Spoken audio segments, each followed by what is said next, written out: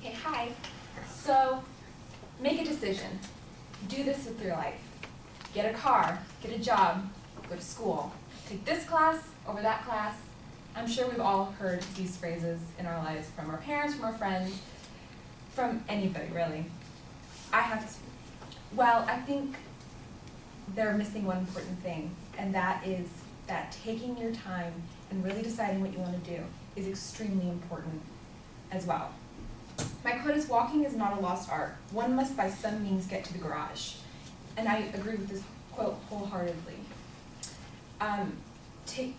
Taking time to really decide what you want to be and what you want to learn and what you want to accomplish in your life helps you make informed decisions.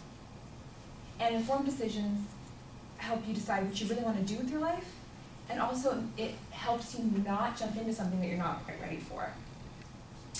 So I have always wanted to do something with books in my life. I've known from the age of 5 that I wanted something with literature. I told my mom when I was 5 years old that I wanted to be a writer. And that still holds true. But I didn't know what exactly I was going to do with that goal. There isn't a profession in your life, in life about that just lets you sit in your pajamas reading books, which is what I really wanted to do. So I took my time and I tried out everything. I tried screenwriting, not for me. So I thought maybe journalism. So I decided to work on the school magazine, not for me.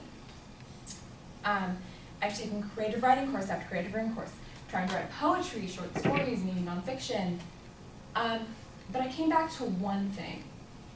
Throughout different stages of my life, I've done student teaching. I did student teaching in high school, where I taught second graders, and I had to do my own lessons, and I fell in love with it. I fell in love with students learning, and then when they see that light bulb come on, it's a rush. And I was even a tutor here. I was an ESP tutor here. I was an in-class tutor for English 59. And again, once again fell in love after, between high school and college, after trying so many different things to do with writing and literature, I came back to that. And when I was sitting one-on-one with students and they got a concept and they showed me their papers and they got an A on it, and I felt so accomplished that that's what I knew what I wanted to do. And it took time, it took patience, it took me waiting, it took going through my parents nagging, what are you going to do with an English degree? To really realize this is what I was going to do. And I'm completely confident in that fact that I want to be a teacher. And it just took me trying out and being patient to do so. And waiting and being patient with your life also helps you not jump into decisions that you don't know. 2 years ago, my best friend decided to, out of the blue, get married. She and I have been best friends for 17 years. We met when we were in kindergarten, we met when we were 5. And I said, "What?" And she said, "Yeah, right out of high school, didn't go to college, going to get married to her husband's in the Air Force.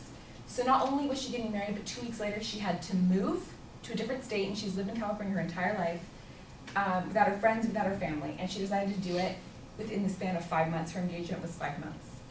And I thought she was crazy, and I tried to talk her out of it so many times. She had only been dating him for 2 years in high school when we were teenagers, which is always not always the best decision. I can't imagine jumping into something like that. While it worked for her, for me, it would have been disaster, and I'm sure it would have been disaster for some of you in this room. Really going over your options isn't a bad thing. If I had jumped into something, I would have gotten divorced within the year, I guarantee it. So while it is important to eventually get somewhere, to be something, you can't stay stagnant your entire life. it is important to wait and try out your options. Don't jump into something that you may not be ready for. And so really taking your time with your life, and also really making sure that what you set out to be is something that you want to be is extremely important. So thank you.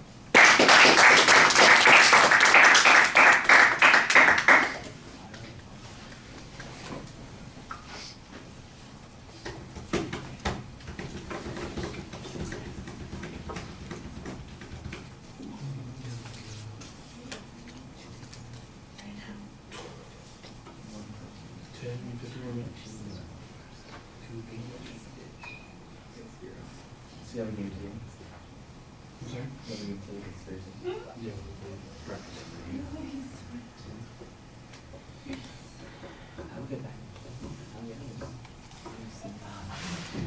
Well, I like the list of recommendations as your attention device. I thought that was pretty effective. Your topic is identified clearly. The connection to the thesis is a bit of a stretch, but I'm willing to go along with it.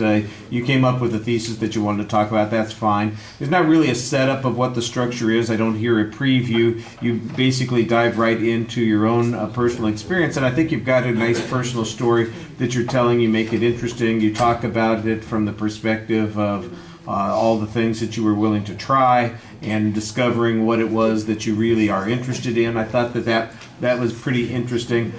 The story about your friend just kind of shows up, and I can see as the story develops that there is kind of this connection about planning and figuring out how to do things, but it really didn't feel much like it had much to do with the first element until later on, and that's part of the reason why you need to have some transition phrases to set up those second parts, because otherwise they just seem like they've dropped in out of nowhere and it doesn't make as much sense.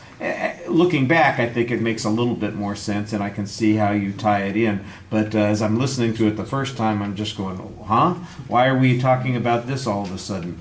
The presentation issues, your voice projects pretty well. There's pretty good variety in the voice. A couple of places that you're going to have to watch for, though. Your eye contact is really inconsistent. You have this tendency, I think I mentioned it to somebody just before while you were out of the room. You're talking in front of us, and you're kind of looking around, and it's almost like you're in a play performing for yourself, and we just happen to be watching you. And sometimes you see us when you're performing for us, but most of the time it doesn't really feel like you are looking at us as you're talking. You're just kind of thinking to yourself internally about what you're going to say next. And sometimes your eyes are up and sometimes they aren't, but it's not like you're really engaging us. And I think that that's a bit of a problem. You have 2 or 3 things that you're doing with your with your body while you're speaking that you really want to watch out for.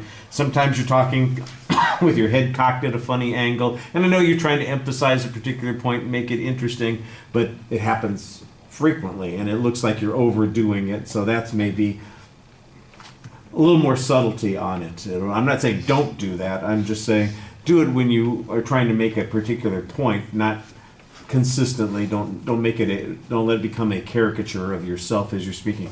You also sometimes stand with your ankles crossed, and that looks really awkward. You look like you're unbalanced while you're doing that. You don't look like you're in as much control. So that's something that you need to be watching for. All right.